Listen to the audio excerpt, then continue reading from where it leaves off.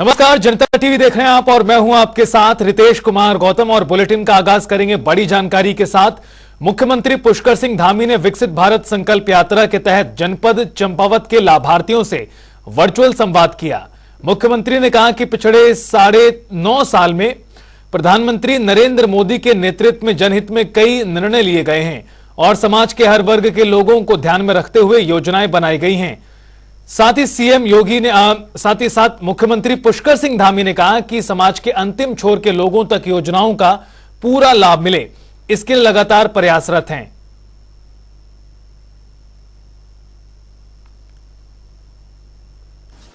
आदरणीय प्रधानमंत्री मोदी जी के जो 9 सालों का कालखंड है, इन 9 सालों के कालखंड में बहुत सारे निर्णय लिए गए हैं, बड़े महत्वपूर्ण निर्णय लिए गए हैं जो पहले कभी नहीं लिए गए थे। आजाद भारत के इतिहास में अभी हमने आजादी का अमृत महोत्सव मनाया।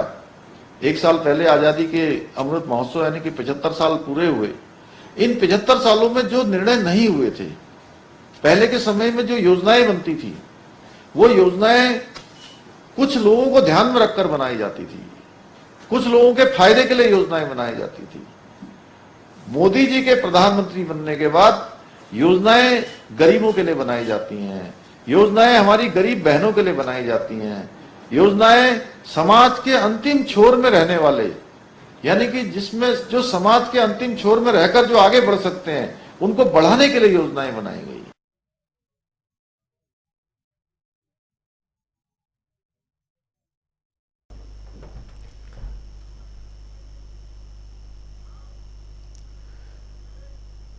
तो वहीं उत्तरकाशी के भाटिया गांव में आयोजित रवाई कृषि एवं सांस्कृतिक विकास मेले का आयोजन किया गया, जिसमें विधानसभा के अध्यक्ष ऋतु भूषण खंडूरी ने शिरकत की।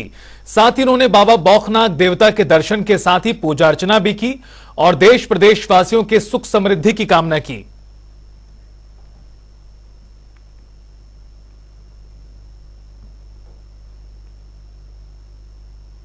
जो हम लोग आकर्षित बीच में हुए थे, उसके कारण कुछ समाज में अलगाव देखने को मिला, जहां हम अपनी संस्कृति को भूलते चले गए, अपने संस्कारों को भूलते चले गए।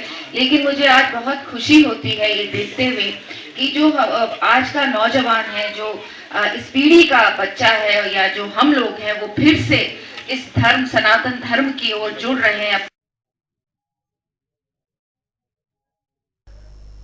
अयोध्या में राम मंदिर में रामलला की मूर्ति की प्राण प्रतिष्ठा समारोह चर्चा में है। 22 जनवरी को कार्यक्रम है और सामने देश में लोकसभा के चुनाव भी, लिहाजा अभी से राजनीतिक दलों के बीच सियासत की पिच तैयार हो रही है। आपको बता दें कि कांग्रेस के प्रदेश अध्यक्ष करण माहरा ने एक दिन पहले ही यह कहा था कि वो अयोध्या नहीं जाएंगे, लेकिन अब कांग्रेस के केंद्रीय नेतृत्व की ओर से भी साफ कर दिया गया है कि सोनिया गांधी समेत जिन तमाम नेताओं को निमंत्रण मिला था, वो 22 तारीख को कार्यक्रम में शामिल नहीं होंगे। भाजपा का 400 पार का जो नारा है वो केवल इलेक्शन कमीशन के बल पे है। भाजपा को ये पहले आपको और मुझे और पब्लिक को समझाना चाहिए कि क्या ऐसा कारण रहा कि सुप्रीम कोर्ट के जो चीफ जस्टिस है उनको इलेक्शन कमिश्नर के नियुक्ति के प्रकरण से बाहर किया गया, उससे बाहर किया गया। क्या कारण था वो बताएं। और जो आपने एक नियम निकाला कि जो इलेक्शन कमीशन तय कर देगा या अधिकारी तय कर देगा, उसके खिलाफ कोर्ट नहीं जा सकते, तो ये लोकतंत्र की हत्या करने का एक बहुत बड़ा प्रयास है। और मेरा ये मानना है कि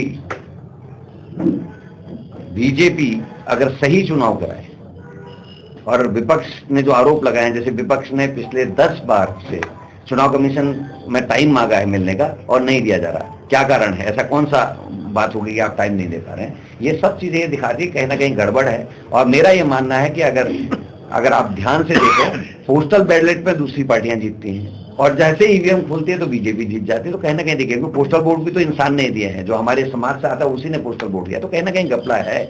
और मेरा ये मानना है कि अगर चुनाव कमीशन ठीक हो जाए और तटस्थ होकर काम करे तो बीजेपी फिर से 4 से नीचे आएगी। 400 की बात तो बहुत दूर है, 4 से भी नीचे आएगी। देखिए, ईवीएम को चैलेंज करने के अवसर हर राजनीतिक दल को है। और अब तो मुझे जानकारी मिली है कि निर्वाचन आयोग भी ईवीएम में प्रश्न खड़ा करने वालों के ऊपर भी कार्रवाई कर सकता है। हर दल स्वतंत्र है अपनी बात रखने का। और आयोग के द्वारा चुनाव कराए जाते हैं। आयोग को प्रश्न खड़ा कर कांग्रेस जो है अपनी हार की हताशा को प्रदर्शित करती है। जहां वो जीतते हैं वहां ईवीएम सही, जहां वो हारते हैं वहां ईवीएम खराब। और ईवीएम अगर सही खराब थी तो पिछली बार राजस्थान के अंदर क्या हुआ, इसके अलावा दूसरे राज्यों झारखंड के अंदर क्या हुआ, छत्तीसगढ़ के अंदर क्या हुआ, और आज अगर हार हो रही है ईवीएम खराब। तो अब जनता इस जुमले को समझ चुकी है, कांग्रेस अपनी हार बर्दाश्त करने की क्षमता रखे। मुख्यमंत्री पुष्कर सिंह धामी की अध्यक्षता में कैबिनेट की महत्वपूर्ण बैठक हुई। धामी कैबिनेट की इस महत्वपूर्ण बैठक के दौरान कई अहम मुद्दों पर चर्चा हुई तो तमाम विभागों से संबंधित प्रस्तावों पर भी मोहर लगी, जिसकी जानकारी मुख्य सचिव ने प्रेस वार्ता के जरिए दी। हरिद्वार एवं ऋषिकेश गंगा कॉरिडोर परियोजना का निर्णय लिया गया था कि इन शहरों को, जैसे वाराणसी और अयोध्या में अच्छा विकास हुआ है, उज्जैन में भी उसी तर्ज पे इनको भी डेवलप किया जाए। और इसके लिए एक स्पेशल पर्पस व्हीकल कंपनी बनाई गई थी। और पीछे एक Uttarakhand infrastructure and investment development board बना है, जिसकी अभी कुछ दिन पहले ही बैठक हुई माननीय मुख्यमंत्री जी की अध्यक्षता में। उसमें निर्णय लिया गया था कि ये प्रोजेक्ट भी UIDB करेगा। और ये औपचारिक अनुमोदन आज कैबिनेट से भी लिया गया कि इसको अब SPV ना करके ये UIDB इस प्रोजेक्ट को इंप्लीमेंट करेगा। अयोध्या में राम मंदिर बनकर लगभग तैयार है और 22 जनवरी को उद्घाटन भी होगा। इसको लेकर राजनीति भी चरम पर है। आपको बता दें कि कांग्रेस के अध्यक्ष मल्लिकार्जुन खड़गे, सांसद सोनिया गांधी और अधीर रंजन चौधरी ने कार्यक्रम में जाने के निमंत्रण को अस्वीकार कर दिया है। तो वहीं कांग्रेस के प्रवक्ता शीशपाल बिष्ट ने भी सवाल उठाए हैं। बीजेपी मीडिया प्रभारी मनवीर सिंह चौहान का कहना है कि कांग्रेस के बड़े नेताओं ने राम मंदिर प्राण प्रतिष्ठा का न्योता ठुकराकर साबित कर दिया कि कांग्रेस सनातन विरोधी पार्टी है।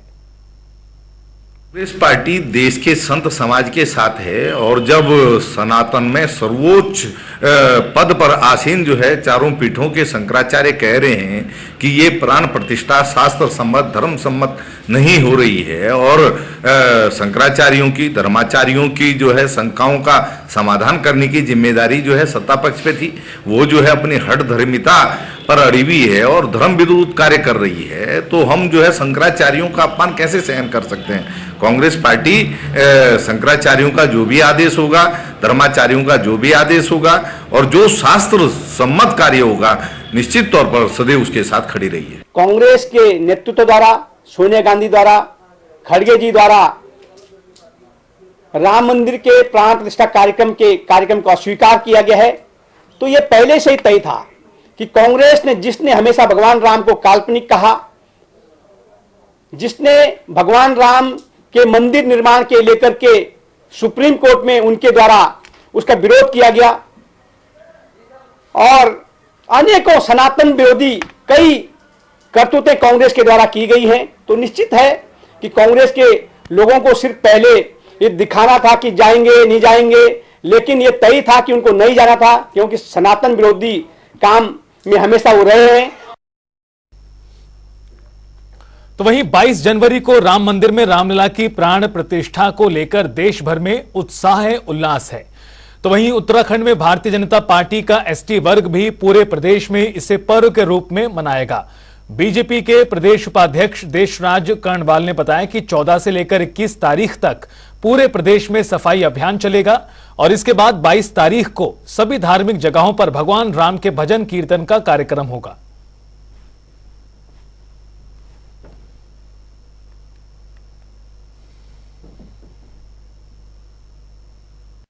भगवान राम के मंदिर के लिए प्राण प्रतिष्ठा के लिए भारतीय जनता पार्टी 14 से 21 तारीख तक मंदिरों में सफाई अभियान का कार्यक्रम पार्टी की तरफ से है।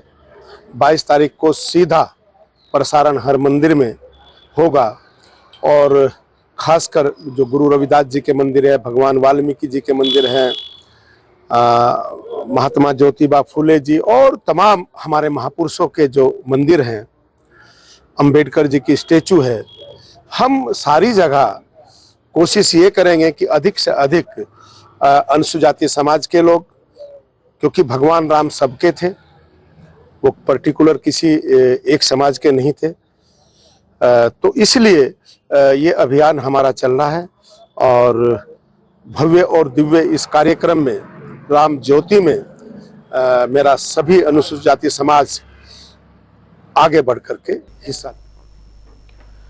अयोध्या में 22 जनवरी को रामलला की प्राण प्रतिष्ठा के लिए तैयारियां जोरों पर हैं और इसको लेकर प्रशासन की ओर से भी तमाम कदम उठाए जा रहे हैं। इस कड़ी में धामी सरकार ने अयोध्या जाने वाले यात्रियों के लिए बस सेवा की शुरुआत की है।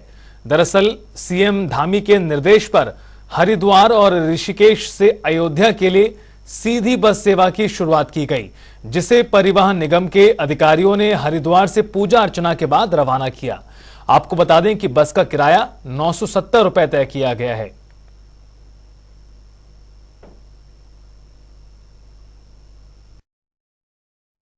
इसका रूट जो है ये प्रारंभ जो है ऋषिकेश से होगी ये बस। ऋषिकेश से 7 बजे चलेगी, यहाँ पे 8 बजे आएगी, 8:30 बजे प्रस्थान होगा यहाँ से हरिद्वार से इसका। और हरिद्वार से ये नजियाबाद, नगीना, धामपुर, शिवहारा, कांठ, मुरादाबाद, रामपुर, बरेली, सीतापुर, सिंधौली, लखनऊ होते अयोध्या जाएगी। जैसा कि आप जानते हैं हमारी सरकार जो है, उत्तराखंड सरकार जो है, हमारे धामी जी हैं, उन्होंने ये पहल शुरू कराई है। आप जानते हैं 22 तारीख को हमारे श्री राम जी हैं जो विराजमान हो रहे हैं, उन्हीं के उपलक्ष्य में ये बस का प्रारंभ कराया गया है। आज ही हमें पता लगा था सुबह ही कि हरिद्वार डिपो से एक गाड़ी अयोध्या के लिए जाएगी, तो हमने तुरंत ही अपना प्रोग्राम बनाया बच्चों के साथ। बच्चे अभी बाहर घूम रहे हैं और हमारे आराध्य भगवान प्रभु श्री राम, उनके दर्शन करने के लिए हम जा रहे हैं। तो वहीं रुद्रपुर में 9 दिन तक चलने वाले राष्ट्रीय सरस मेले का केंद्रीय मंत्री अजय भट्ट ने फीता काटकर शुभारंभ किया। आपको बता दें कि सरस मेले में जिले और अन्य कई राज्यों की कई महिला सहायता समूहों ने अपने स्टॉल लगाए हैं, जिसमें उन्होंने अपने समूह से निर्मित उत्पादों की प्रदर्शनी भी लगाई है, जिसकी केंद्रीय मंत्री अजय भट्ट ने जमकर तारीफ की।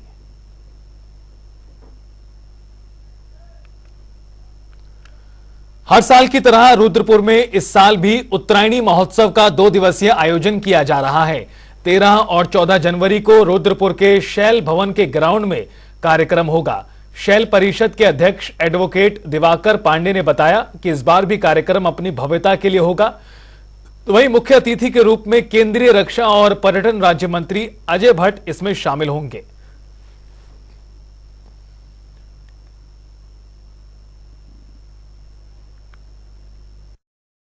बारह तारीख को दिन शुक्रवार भूमि पूजन होगा, स्थल पूजन होगा वेदाचार्यों द्वारा, और 13 तारीख को विभिन्न सांस्कृतिक दलों के द्वारा अपनी प्रस्तुति दी जाएगी, जिसमें छोलिया, चाचड़ी, छपेली, न्योली और छोलिया दल एक विशेष प्रस्तुति देगा। और 14 तारीख को विशेष रूप से नीति माणा का एक सांस्कृतिक दल आ रहा है जो प्रथम गांव से आ रहा है। विभिन्न विद्यालयों का प्रतिभाग होगा और छोलिया नृत्य एक विशेष इसमें मनमोहक प्रस्तुति देगा। पहाड़ी व्यंजन विभिन्न स्तर के यहाँ पर रसास्वादन देंगे। झूलों के माध्यम से बच्चों का एक मनोरंजन रहेगा और विभिन्न विद्यालयों के सांस्कृतिक दलों के एक स्टॉल भी रहेंगे। और मैं इसके लिए विशेष रूप से जिन लोगों ने इस पौधे को लगाया उन सारे पूज्य जनों को प्रणाम करते हुए, आप सबका आशीष लेते हुए कल के प्रोग्राम से इसको कार्यक्रम को प्रारंभ करेंगे। बैजनाथ में तंबाकू निषेध दिवस के अवसर पर अस्पताल में गोष्ठी हुई और इसमें मुख्य अतिथि राज्य मंत्री शिव सिंह बिष्ट शामिल हुए।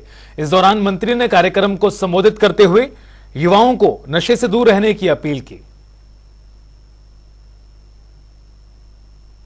आज हमारे सीएससी बैजनाथ में तंबाकू निषेध पर एक कार्यक्रम का आयोजन यहाँ पर किया गया और उसमें हमारे जो प्रमुख कुमारी परिवार के लोग भी यहाँ पर आए हैं, उनके द्वारा समाज के उत्थान के लिए लगातार काम किया जा रहा है। और मैं मानता हूँ कि तंबाकू क्या कोई भी नशा जो हमारे जीवन को खोखला करता है, उस नशे का सेवन हमारा समाज न करे, उसका ही उद्देश्य सभी लोगों का है। और आज के इस अवसर पर मैं सभी लोगों से कहना चाहूंगा कि हमारा समाज में इस तरह के नशे से हम लोग दूर रहें और इस नशे के खिलाफ एक मुहिम चलाने की आवश्यकता हम सब लोगों को है। और निश्चित रूप से जो आज ये छोटी सी मुहिम बैजनाथ सीएससी से शुरू कर रखी है, वो मुहिम आगे चलकर बड़ी मुहिम बनेगी और हम जो हमारा उत्तराखंड है, नशा मुक्त उत्तराखंड की जो परिकल्पना हम सबकी है, वो जरूर पूरी होगी। और चलिए खबरों में आगे बढ़ते हैं और आपको दिखाते हैं 2 मिनट में 10 बड़ी खबरें। ऋषिकेश में चीला वाहन दुर्घटना में लापता महिला का मिला शव, नहर में बरामद हुआ शव।